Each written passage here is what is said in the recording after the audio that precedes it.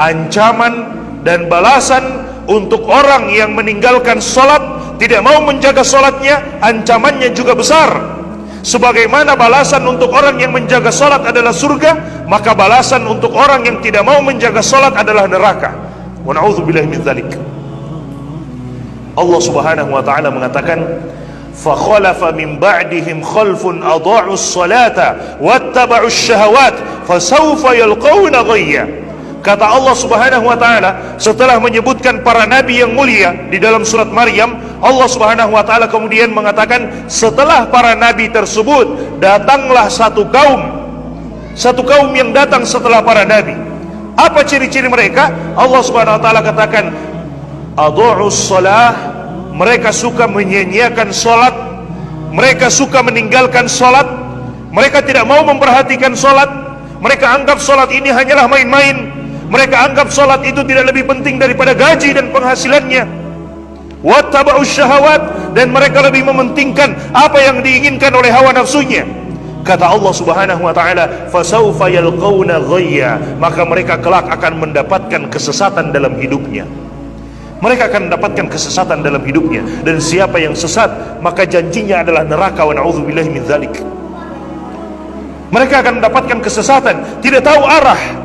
Mereka akan dapatkan kesesatan dalam hidupnya. Meskipun mungkin gajinya berlimpah, penghasilannya berlimpah, tapi tidak ada keberkahan di dalamnya. Mereka tidak akan rasakan keberkahan di dalamnya. Kenapa? Salat mereka tinggalkan.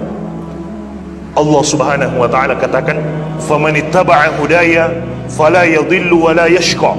Siapa yang mau mengikuti petunjuk hidayahku, maka dia tidak akan tersesat dan dia tidak akan menderita, kata Allah Subhanahu wa taala. Waman a'radu an dzikri, tapi siapa yang mau berpaling dari peringatanku, siapa yang mau berpaling dari Allah Subhanahu wa taala, fa inna lahu ma'isyatan dongka, maka baginya kehidupan yang sempit. Wa nahsyuruhu yaumal qiyamati a'ma, dan dia akan dibangkitkan pada hari kiamat dalam keadaan buta. Padahal dulu di dunia dia bisa melihat, tapi di hari kiamat dia dibangkitkan dalam keadaan buta. Maka orang ini mengatakan, qala rabbi lima hasyartani a'ma wa qad kuntu basira. Wahai Allah, kenapa engkau bangkitkan aku dalam keadaan buta sementara dulu di dunia aku bisa melihat? Maka Allah Subhanahu wa taala mengatakan, qala kadzalika atatka ayatuna fanasitaha wa kadzalika al-yauma tunsa. Demikianlah dahulu telah datang ajakan-ajakan kami, telah datang ayat-ayat, telah kami turunkan ayat-ayat untuk mengajak kita beribadah kepada Allah. Telah diturunkan ayat-ayat untuk mengajak kita sholat. Telah diturunkan ayat-ayat untuk memberikan ancaman bagi orang yang meninggalkan sholat. Kata Allah Subhanahu wa ta'ala, fanasitaha, tapi engkau melupakannya. Maka apa balasannya? Wa kadzalika al-yauma tunsa, maka pada hari ini pun engkau dilupakan.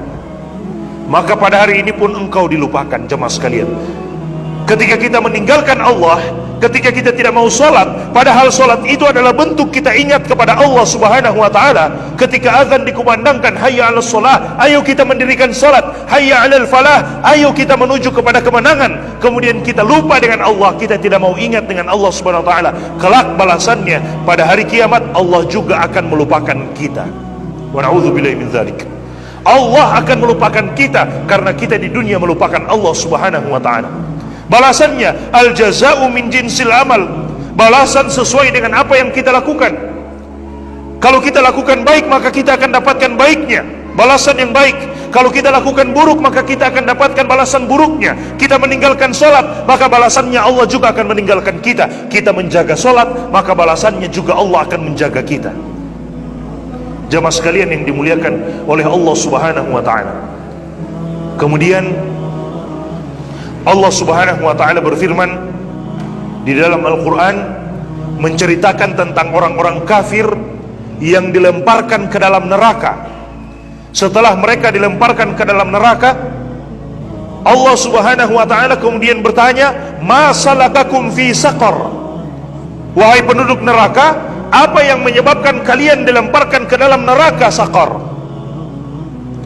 Maka mereka menjawab, qalu lam naku minal musallin. Mereka mengatakan, karena dulu di dunia kami tidak termasuk orang yang menjaga solat. Karena dulu di dunia kami tidak termasuk orang yang suka menjaga solat, Kami lebih pentingkan gaji kami lebih pentingkan penghasilan kami daripada solat. Hubungan kita dengan Allah Subhanahu wa ta'ala, berapa gaji kita, itu pemberian dari Allah Subhanahu wa ta'ala. Dan Allah Subhanahu wa ta'ala mampu memberikan sesuatu yang lebih besar daripada itu.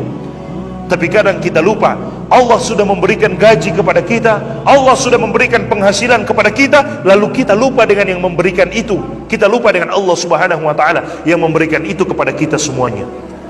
Bapak Ibu jemaah sekalian yang dimuliakan oleh Allah Subhanahu wa ta'ala, persoalan salat ini adalah persoalan yang sangat besar. Persoalan yang pertama kali akan dihisab oleh Allah Subhanahu wa ta'ala antara kita sebagai seorang hamba dengan Allah Subhanahu wa ta'ala. Hak Allah yang pertama kali akan dihisab, dihitung nanti pada hari kiamat adalah solat kita. Awwalu ma yuhasabu bihil abd as-salah. Yang pertama kali dihisab dari seorang hamba adalah solatnya. Hubungan kita sesama manusia yang pertama kali dihisab adalah persoalan harta, persoalan darah. Kalau ada orang yang menumpahkan darah dengan seenaknya, tanpa hak, tanpa cara yang hak. Tapi persoalan antara kita dengan Allah yang pertama kali dihisab, dihitung pada hari kiamat adalah solat. Kata Nabi SAW, "Idza saluhat, saluha sairu amalihi." Jika solat kita baik, maka amalan-amalan yang lainnya juga akan ikut menjadi baik. Tapi jika solat kita buruk, maka amalan-amalan yang lainnya juga akan ikut menjadi buruk. Karena solat dapat mencegah kita dari perbuatan yang keji dan perbuatan yang buruk. Inna salata tanha 'anil fahsya'i wal munkar. Sesungguhnya solat ini dapat mencegah kita dari sesuatu yang buruk. Kalaupun kita terjatuh, maka dengan solat itu kita akan dibuat bisa kembali kepada Allah Subhanahu wa ta'ala, bisa langsung bertaubat kepada Allah Subhanahu wa ta'ala. Kenapa? Karena kita menjaga solat kita.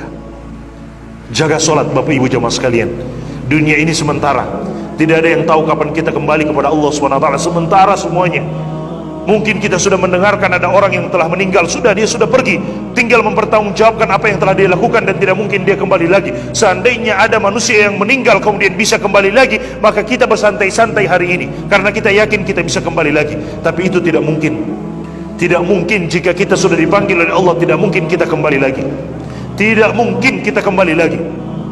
Dan sebelum Allah memanggil kita, maka Allah memberikan kesempatan kepada kita untuk silakan solat, silakan beribadah, berbuat ketaatan kepada Allah Subhanahu wa ta'ala sebelum datang waktunya Allah memanggil, dan kita tidak bisa untuk menolak hal tersebut. Bahkan jika ada di antara kita yang mampu membangun satu bangunan yang sangat kokoh untuk melindungi dirinya dari malaikat maut, niscaya tidak akan mampu. Kata Allah Subhanahu wa ta'ala, walau kuntum fi burujin musyayyada, meskipun kita berada di dalam tembok-tembok yang kokoh, di dalam istana-istana yang kokoh untuk melindungi diri kita dari kematian, tidak mungkin kematian akan mendatangi kita. Kematian akan mendatangi kita. Tidak mungkin mereka bisa menjauh dan lari dari kematian tersebut.